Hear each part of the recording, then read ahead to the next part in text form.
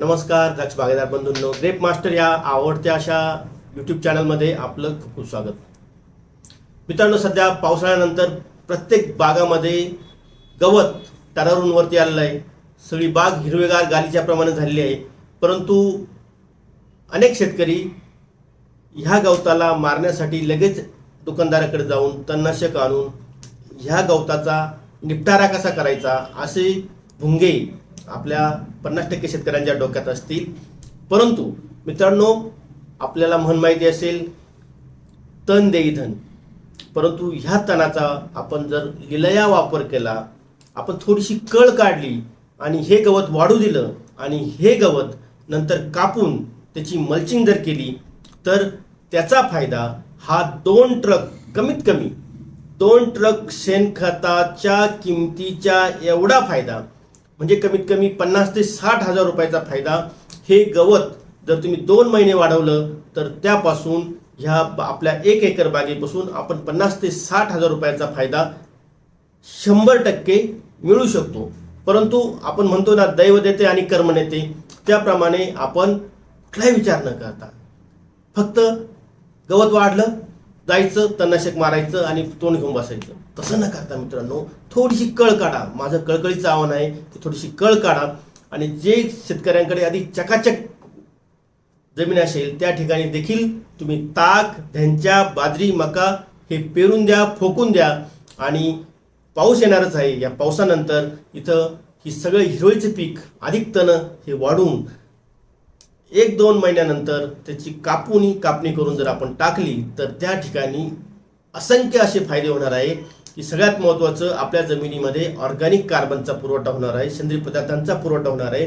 त्यापासून organic carbon तयार होणार आहे आणि हा ऑर्गॅनिक कार्बन किंवा ह्युमस याच्यापासून आपण आपल्या रासायनिक खतांच्या किमतीमध्ये, रासायनिक खतांच्या लागणाऱ्या क्वांटिटीमध्ये 50% बचत करू शकता. कारण त्या ठिकाणी आपला ऑर्गॅनिक कार्बन हा 0.5% वरून 0.6, 0.8, कुठेतरी 1% पर्यंत आपण सलग असे 2-3 वर्ष जर हिरवळीचे पीक केले तर त्या ठिकाणी ऑर्गॅनिक कार्बन हा 1% वर जाण्यास मदत होणार आहे. सगळ्यात महत्त्वाचं म्हणजे पुढे जाऊन जर धोधो पाऊस झाले तर त्या ठिकाणी एक कव्हर क्रॉप, हिरवळीचं पिकाचा फायदा एक कव्हर क्रॉप म्हणून होणार आहे की जेणेकरून आपल्या धोधो पावसामध्ये वाहून जाणारी जमिनीची धूप, जे वरचा लेअर, जो चिकन मातीचा लेअर जिथं न्यूट्रिएंट भरपूर असतात, तोच लेअर हा वाहून जात असतो आणि त्याला थोपवण्याचं काम, जमिनीची धूप थोपवण्याचं काम हे हिरवळीचं पीक किंवा हे तण हे करत असतात. म्हणजे ज्या फूल म्हणतो आपण, जे फूल तयार होण्यासाठी 5-10 वर्ष, 25 वर्ष लागतात, ते फूल थांबवण्याचं काम हे तण 100% करत असतात. त्यामुळे बागेमध्ये तण वाढवणे, जून, जुलै, ऑगस्ट, सप्टेंबरमध्ये तण वाढवणं हा फायदेशीर असा सौदा आहे. तिसरी गोष्ट म्हणजे या ठिकाणी सॉईल कॉम्पॅक्शन, जास्त चिकन माती असेल तर सॉईल कॉम्पॅक्शन तिथं वाढत असतं. काही साल्ट वाढलेले असतात.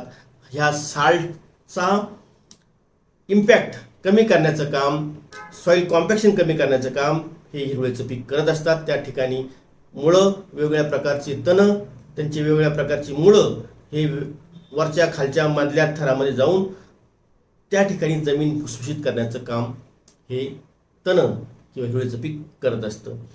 त्याच्यानंतर सगळ्यात महत्त्वाचं म्हणजे त्या ठिकाणी अनेक सूक्ष्म जीवाणू, ज्या पद्धतीनं आपण गांडूळ आपल्या नजरेनं पाहू शकतो, परंतु अनेक बुरशी असतील, अनेक व्यायाम असतील, अनेक जीवाणू असतील, यांच्यासाठी एक घर, निवारा आणि फूड हे आपण मल्चिंगद्वारे किंवा हिरवळीच्या पिकाद्वारे आपण तिथे प्रोव्हाइड करत असतो.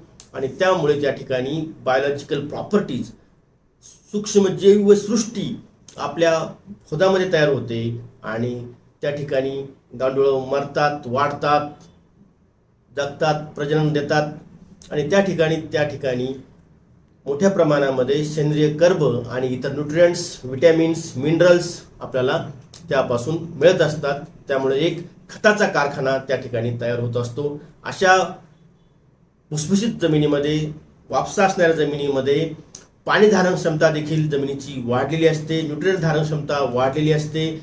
पांढऱ्या मुळांचा प्रचंड असा विस्तार त्या ठिकाणी होण्यास मदत होते, कारण त्या ठिकाणी सॉइल कॉम्पॅक्शन राहत नाही. आणि ज्या ठिकाणी पांढऱ्या मुळांचा विस्तार त्याचबरोबर पांढऱ्या मुळांचा विस्तार होऊन त्या ठिकाणी सायटोकायनिनची फॅक्टरी आपण म्हणतो. मुळं म्हणजे सायटोकायनिनची फॅक्टरी असते आणि ही सायटोकायनिनची फॅक्टरी जर तयार करायची असेल तर त्या ठिकाणी आपल्याला जास्तीत जास्त हिरवळीचं पीक तिथे केलं पाहिजे. मित्रांनो, आज शेणखत देणं, सेंद्रिय खत किंवा बोन मिल देणं आपला खरंच शक्य नाही आहे. अतिशय मुश्किल असा महागाचा सौदा आहे.